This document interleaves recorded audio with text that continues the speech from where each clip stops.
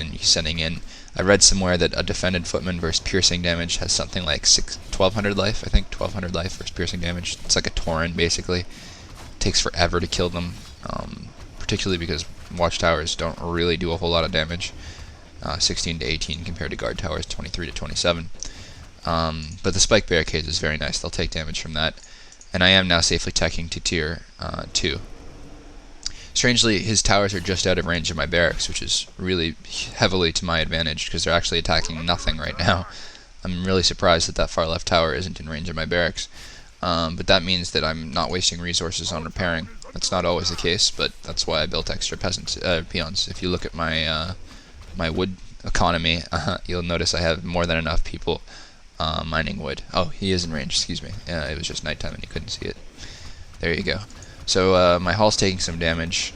This is where it pays off to have some extra peons to repair. Guard towers never stop attacking, so there's not much you can do about it when they do,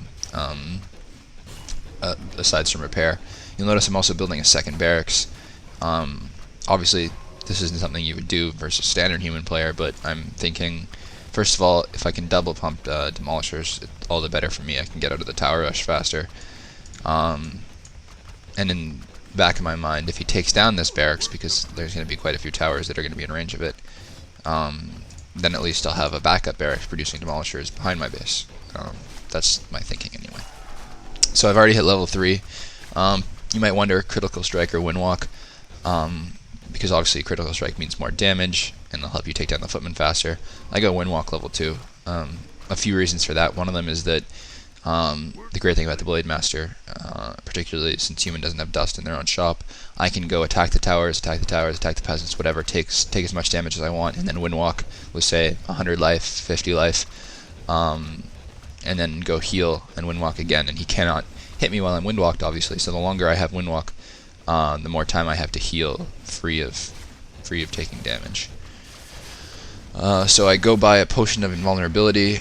Just gives me more time to do damage before I have to windwalk. It lets me take down a footman and the Fire Lord. Again, all the experience in the world is going to help me take down these. Now here's an example of what's going to happen. Unfortunately, my Blade Master is more weak than I would have wanted him to be, but there's a few footmen. He only has 4 because I've killed so many, 5 rather now.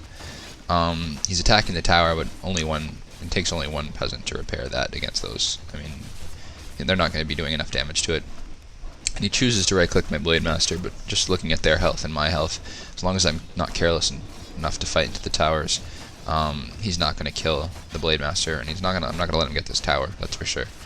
So he's basically just suiciding peasant or footman to me and giving me free experience, which is great, because once I get level 5, I can pretty much 2 or 3 hit kill every footman that he sends at me, and definitely 2 or 3 hit kill his Fire Lord, and that's GG once the first demolisher comes out. So that's pretty textbook on how to beat Fire Lord Tower Rush. And I mentioned earlier on, I was talking about adaptation. Obviously, if I had started creeping, I cancelled my tech, if I hadn't put up an early war mill, that could have gone very differently for me. And I guess it suggests part of what makes people good players, and particularly good ladder players, and you wonder how people get such good records on ladder. It's how they adapt to different styles, different strategies. I league as well, and I can tell you, league and ladder are worlds apart. Not just because of the issues of lag or whatever, but when I verse, for example, Orc Mirror in league, I'd be shocked to see a Farseer Fire Lord strategy in league. There's like a handful of players who would go Farseer Fire Lord versus me, and I know all their names basically by now. Whereas on ladder, I never know what to expect. Honestly, I see Farseer Fire Lord just as much as I see Blade Master almost, depending on the maps. Another example would be Elf. Elf in League for me is almost always dots, with the exception of like Lost Temple and Knollwood occasionally where it's bears. But otherwise it's almost always dots.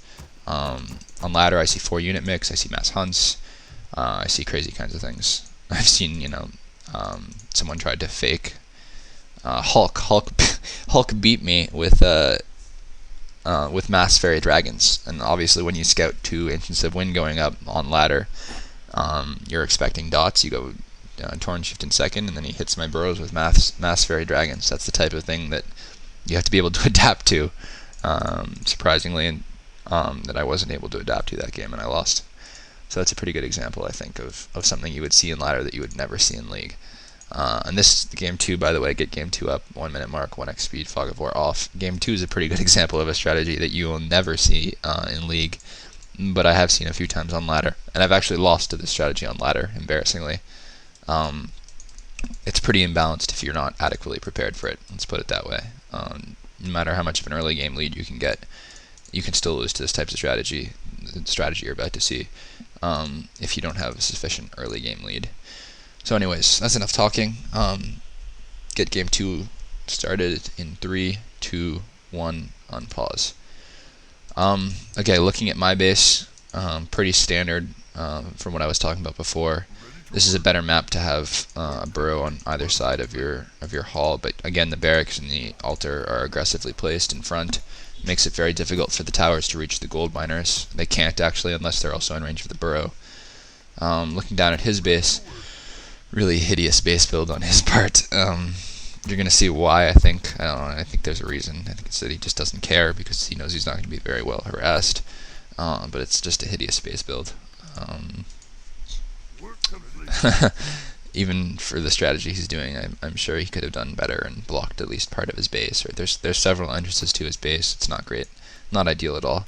Anyways, my second burrow going below my, or above rather, my barracks. Same idea from the first game.